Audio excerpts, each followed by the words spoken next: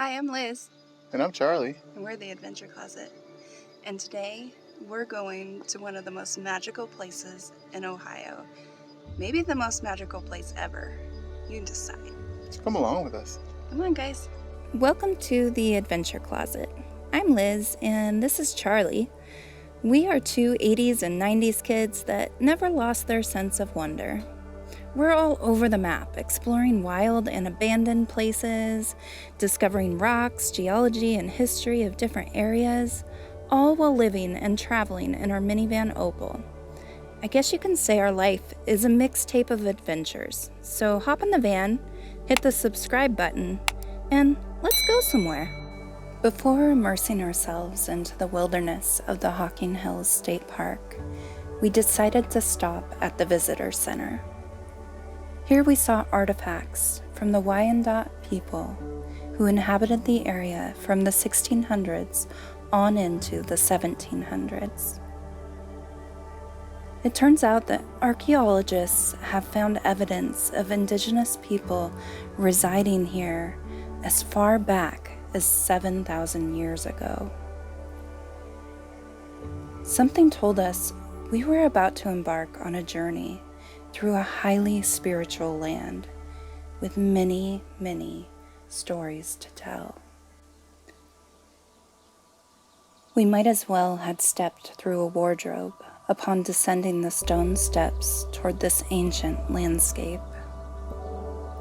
It was otherworldly, and might I even say, haunting. The story of the Hocking Hills began over 330 million years ago, when it was a well-hidden secret of the waters of an ancient sea.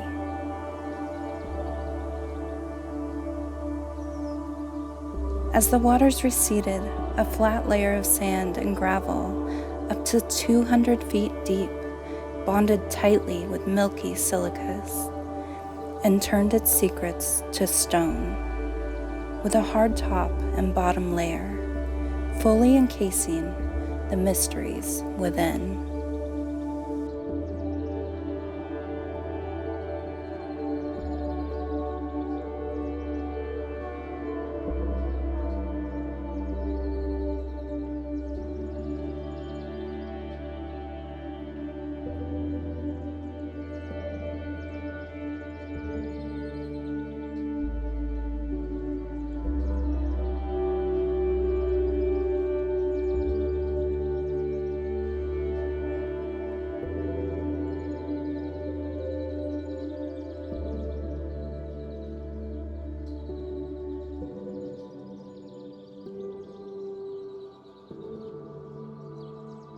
That is until ancient rivers began working in through the cracks and crevices, slowly nudging their way in.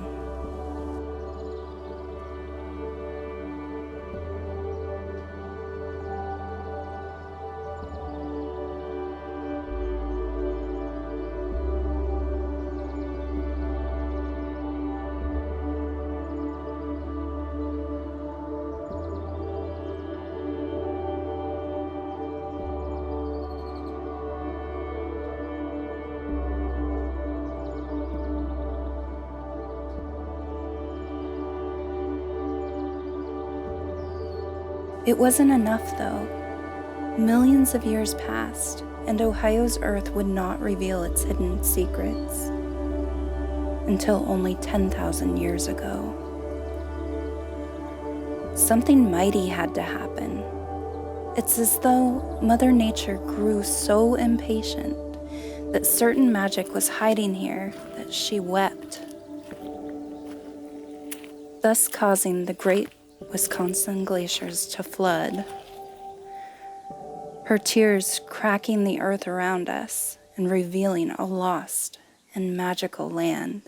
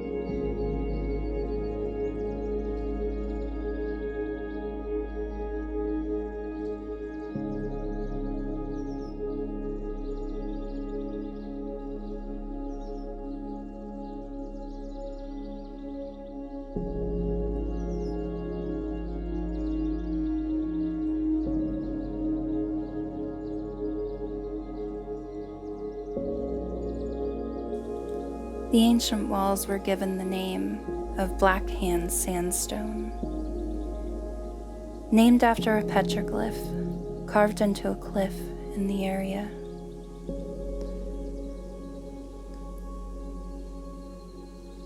Carved profoundly in the shape of a large, dark hand.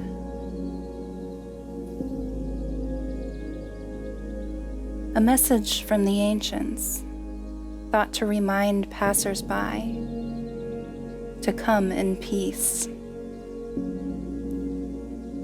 Sadly, though, it was destroyed during construction of the Ohio and Erie Canal in 1828, proving that not everyone can see or feel the specialness of a place.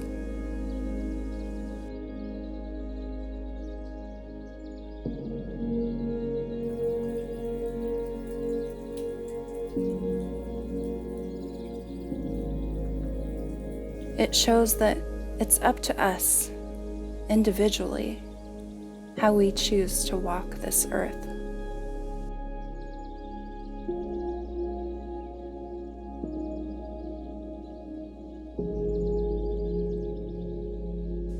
Things that are sacred should remain sacred.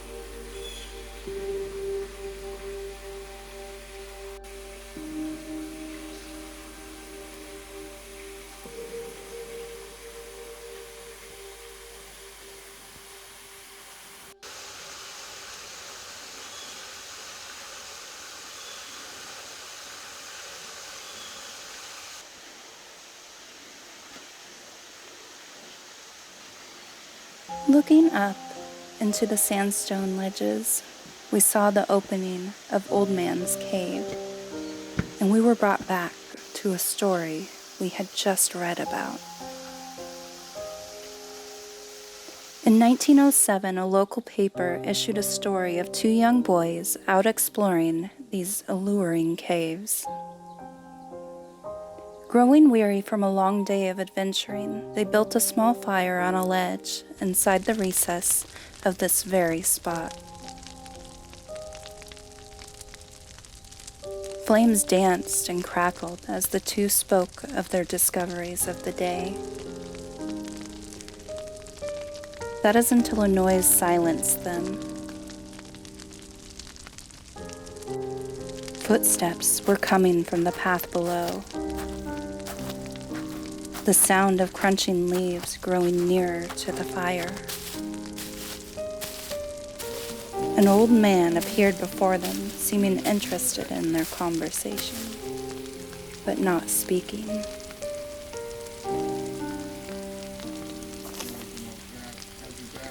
He had long, wild, gray hair with a matching beard.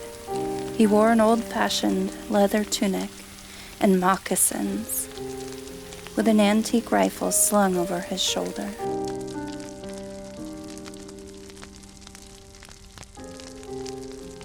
Beside him was an obedient dog. The young boys were speechless as the old man continued past them into the darkness of the cave, and seemingly he sunk into the sandy earth, and his canine followed suit. The startled boys immediately ran home to tell their families what they saw, and the townspeople took to the search of this ghostly figure. They dug, and 3 feet into the sand below, they discovered a mummified remains of a well-preserved old man, a dog, some cooking utensils, a flintlock gun, and a pot with information about the man's life. Apparently, he was a trapper who lived and died in this cave in 1777. Over the centuries, there have been many a tale from fishermen and early morning wanderers, people who have spotted the woodland hermit and his ghostly hound.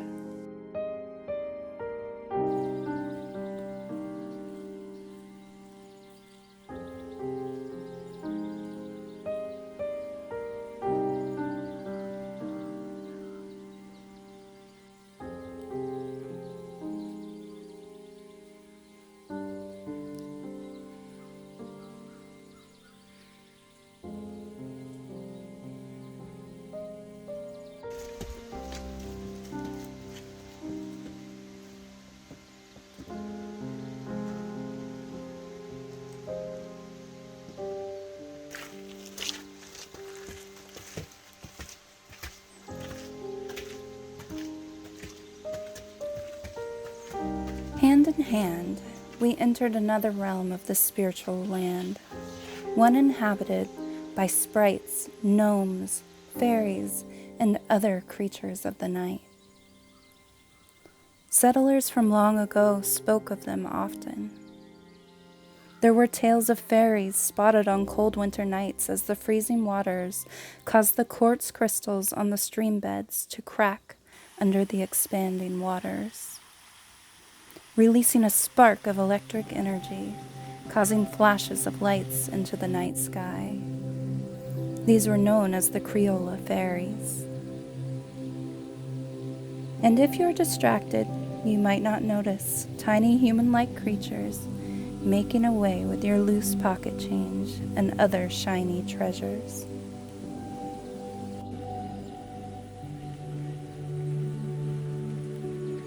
There seemed to be magic around every turn of this haunted place.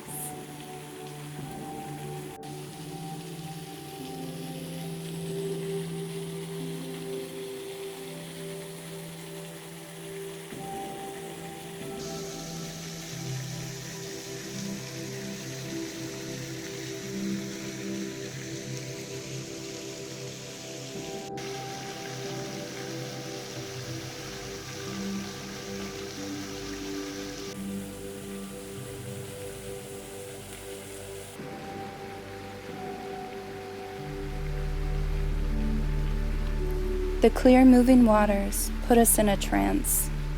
As water so pure and sparkling filled our senses, we were indeed in a world far, far away. As the sun began to fade in the distance, we knew we had to climb our way out. We followed through the enchanted landscape, being guided by the sounds of whippoorwills and the faint whispers of mystical creatures lurking from behind trees and from within cracks in the rocks. A strange light led us through a passageway. And just like that, we were back to the present world, where only us, the crows, and you know the secrets of the Hocking Hills.